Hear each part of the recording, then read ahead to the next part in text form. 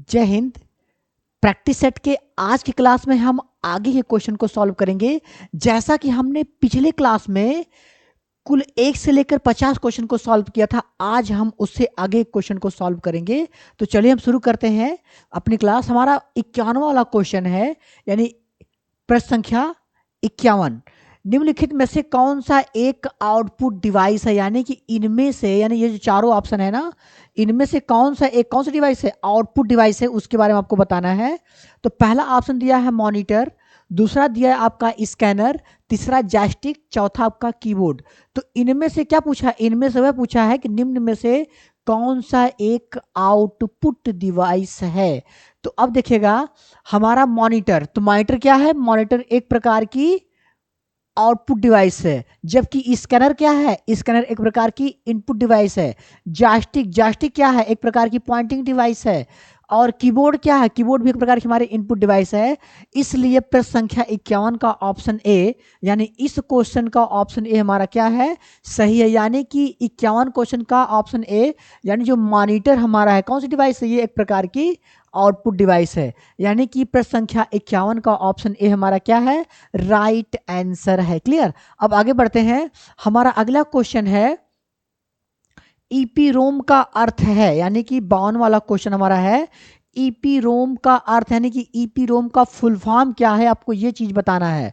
तो यानी पहला आपका है erasable programmable read only memory, दूसरा आपका है ना, extended parasitic read only memory.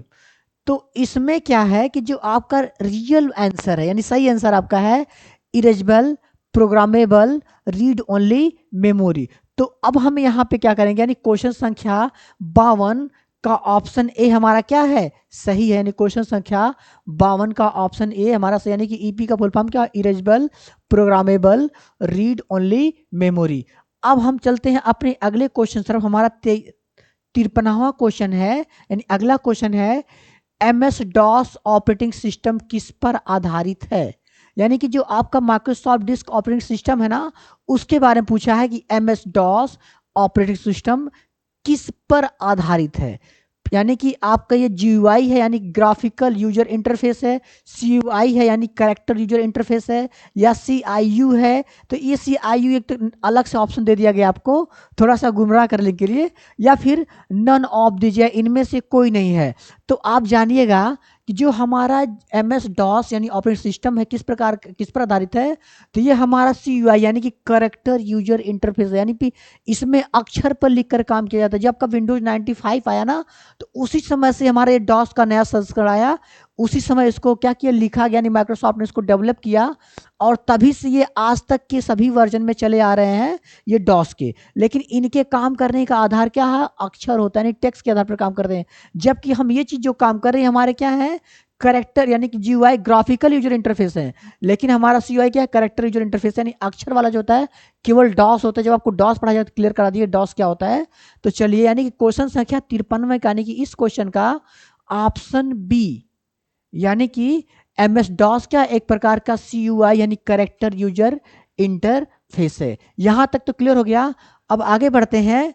हमारा अगला क्वेश्चन है, कैलकुलेटर किस प्रकार, कैलकुलेटर किस प्रकार की कंप्यूटर हो सकता है। यानी कि जो कैलकुलेटर है वह किस प्रकार का कंप्यूटर है, हाइब्रिड कंप्यूटर है, एनालॉग कंप्यूटर है, कि डिजिटल कंप्यूटर है। तो जो कैलकुलेटर होता है वो डिजिट को जोड़ने घटाने का काम करता है ना, तो इसलिए क्वेश्चन संख्या जो हम देखेंगे आपका 54 वाला, यानी इसको होता है क्या, आपका सी, यानी कि प्रकार क्या, डिजिटल कंप्यूटर है। यानी ये हाइब्रिड नहीं है, ठीक ना, और ये एनालॉग भी नहीं है। ये क्या करता है, कैलकुलेटर क्या, डिजिट यानी अंक को जोड़ने घटाने का काम करता है ना। तो इसलिए क्वेश्चन संख्या 54 का ऑप्शन सी हमारा क्या है, राइट आंसर है। यानी कि कैलकुलेटर एक प्रकार का डिजिटल कंप्यूटर हो सकता है, यानी कि जो हमारा कैलकुलेटर है वो हमारा डिजिटल कंप्यूटर, यानी कि ये डिजिट पे आधार पर काम करता है। इसलिए क्वेश्चन संख्या 54 का ऑप्शन सी हमारा क्या है, राइट आंसर है। आगे हम बढ़ते हैं। हमारा अगला क्वेश्चन 55 क्वेश्चन है। ये थोड़ा सा आउट ऑफ टॉपिक कर दिया गया है, थोड़ा सा है ना, जो लोग एक्सेल पढ़े हैं उनके लिए है आपका। माइक्रोसॉफ्ट एक्सेल में इंसर्ट फंक्शन विंडो खोलने के लिए किस कीबोर्ड शॉर्टकट की का प्रयोग करते हैं। यानी माइक्रोसॉफ्ट एक्सेल में इंसर्ट फंक्शन विंडो खोलने के लिए, यानी कि जो हमारे माइक्रोसॉफ्ट एक्सेल है उसमें इंसर्ट फंक्शन का एक ऑप्शन देता है ना, इंसर्ट फंक्शन की विंडो को खोलने के लिए, यानी क्या होता है इंसर्ट फंक्शन, मतलब जो एफ करके कोने में दिया जाता है, कहाँ पर दिया जाता है आपका, ये रहता है आपके फार्मूला बार के बगल में, और इधर आपका क्या रहता है, इधर आपका नेम बॉक्स रहता है, ठीक ना। तो हम आगे जब एक्सेल पढ़ाएंगे तो बता देंगे इन सब चीज़ों के बारे में बहुत डिटेल से। अभी आप यहाँ पे क्वेश्चन सॉल्व कर रहे हैं तो उसके आंसर को तरफ जाइएगा। 55 क्वेश्चन में पूछा गया है कि माइक्रोसॉफ्ट एक्सेल में इंसर्ट फंक्शन विंडो खोलने के लिए किस कीबोर्ड शॉर्टकट की का प्रयोग करते हैं। तो हम जो है ऑप्शन सी यानी कि शिफ्ट प्लस F3, यानी एक्सेल में हम शिफ्ट F3 प्रेस करेंगे तो हमारा क्या होता है, इंसर्ट फंक्शन की विंडो ओपन हो जाती है।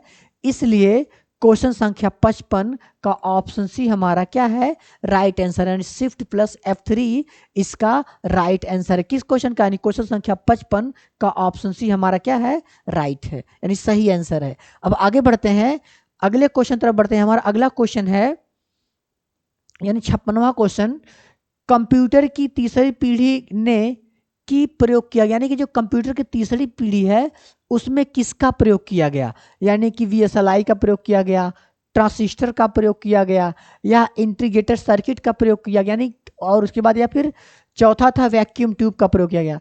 तो जैसा कि हम जानते हैं कि पहले पीढ़ी के कंप्यूटर में हमने वैक्यूम ट्यूब यानी कि प्रयोग किया था, जिससे क्या होता था कि हमारे जो कंप्यूटर काफ़ी बड़े आकार में थे, काफ़ी विश्वसनीय उतने अच्छे नहीं थे।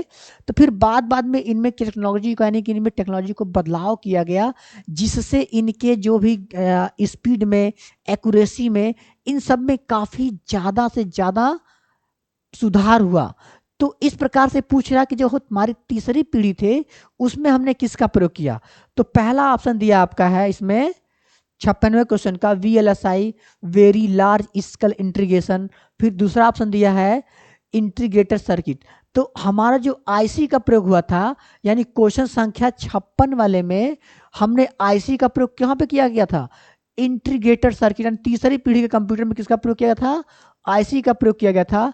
इसलिए क्वेश्चन संख्या 56 का ऑप्शन बी हमारा क्या है, सही है। अगर पूछ रहे कोच कि कौन सा ऑप्शन सही होता है, तो तीसरी पीढ़ी में हमने आईसी का प्रयोग किया था, यानी क्वेश्चन संख्या 56 का ऑप्शन बी हमारा क्या है, राइट आंसर है।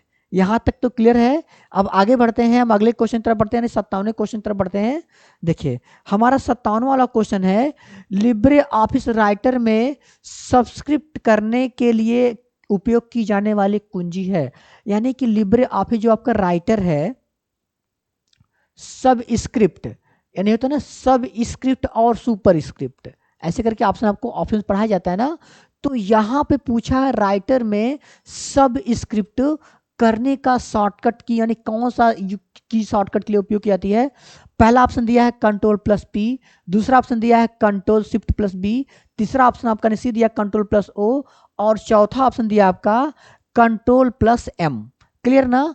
तो इतने ऑप्शन आपको दे दिए गए हैं। अब इनमें से आपको राइट आंसर लगाना है।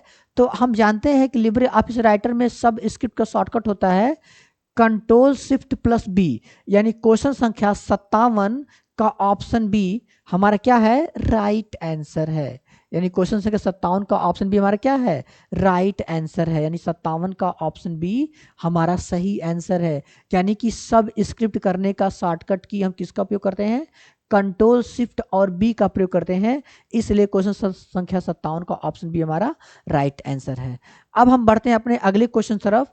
अगला ऑप्शन हमारा 58वां क्वेश्चन है कि कैरेक्टर फॉर्मेटिंग को कॉपी करने की शॉर्टकट की, यानी कि जो हमारा अक्षर है उसकी फॉर्मेट को कॉपी, यानी जो हम अक्षर के फॉर्मेट की कॉपी करते हैं, यानी नहीं होता आपका इस ऑप्शन द्वारा आपने सेलेक्ट किए गए अक्षर के फॉर्मेट की कॉपी करते हैं। तो उसे चीज पूछा है कैरेक्टर फॉर्मेटिंग को कॉपी करने का शॉर्टकट की क्या है। तो पहला ऑप्शन दे दिया गया आपका Ctrl+Shift+C, दूसरा ऑप्शन दे दिया गया Ctrl+Shift+V, तीसरा ऑप्शन दे दिया Ctrl+Shift+X, चौथा ऑप्शन दे दिया कंट्रोल शिफ्ट और डी। तो इन्हीं चारों में से आपको सही आंसर निकालना है। तो हमारा क्या होता है, क्वेश्चन संख्या 58 का ऑप्शन ए Ctrl+Shift+C जो होता है इसका राइट आंसर होता है, यानी क्वेश्चन संख्या 58 का ऑप्शन ए हमारा क्या है, राइट आंसर है। 58 यानी कंट्रोल शिफ्ट प्लस सी क्या होता है, 58 क्वेश्चन का ऑप्शन ए हमारा सही है, यानी क्वेश्चन संख्या 58 का ऑप्शन ए हमारा राइट आंसर। इसका शॉर्टकट क्या होता है, कंट्रोल शिफ्ट और सी, और जबकि कंट्रोल सी से क्या होता है, कॉपी होता है। इसमें केवल शिफ्ट को बढ़ा दिया गया है। अब हम अगले क्वेश्चन तरफ बढ़ते हैं। हमारा अगला क्वेश्चन है, यानी कि 59वां क्वेश्चन है, कंप्यूटर वायरस है, क्लियर ना, यानी पूछ लिया गया कंप्यूटर वायरस है। पहला ऑप्शन दे दिया गया हार्डवेयर, दूसरा ऑप्शन दे दिया गया सॉफ्टवेयर, तीसरा ऑप्शन दे दिया गया आपका बैक्टीरिया, चौथा दे दिया गया आपका फ्रीवेयर, है ना, कि फर्मवेयर। अब देखिए इनमें से क्या होता है आपका, इनमें से आपको राइट आंसर निकालना है कि राइट आंसर इसका क्या हो सकता है। तो पहला आपका दे दिया गया हार्डवेयर, तो कंप्यूटर वायरस जो होता है हमारा हार्डवेयर नहीं होता है, कंप्यूटर वायरस एक प्रकार का सॉफ्टवेयर होता है। क्या होता है आपका, सॉफ्टवेयर। जैसा कि हमने आपको क्लास में पढ़ाया था ना, फंडामेंटल क्लास में पढ़ाएंगे आपको कि यह एक हाई लेवल का प्रोग्राम है, क्या, कंप्यूटर वायरस, ठीक ना, जो हाई लेवल प्रोग्राम से बनाए जाते हैं और ये कंप्यूटर में इन होते ही कुछ फाइल को डिलीट करते हैं, कुछ को कट करते हैं, कुछ को कॉपी करते हैं, यानी बहुत सारे इफेक्ट को ये देते हैं आपका, ठीक ना। तो इसलिए क्वेश्चन संख्या 59 का ऑप्शन बी क्या होगा आपका, यानी क्वेश्चन संख्या 59 का ऑप्शन बी हमारा राइट आंसर है,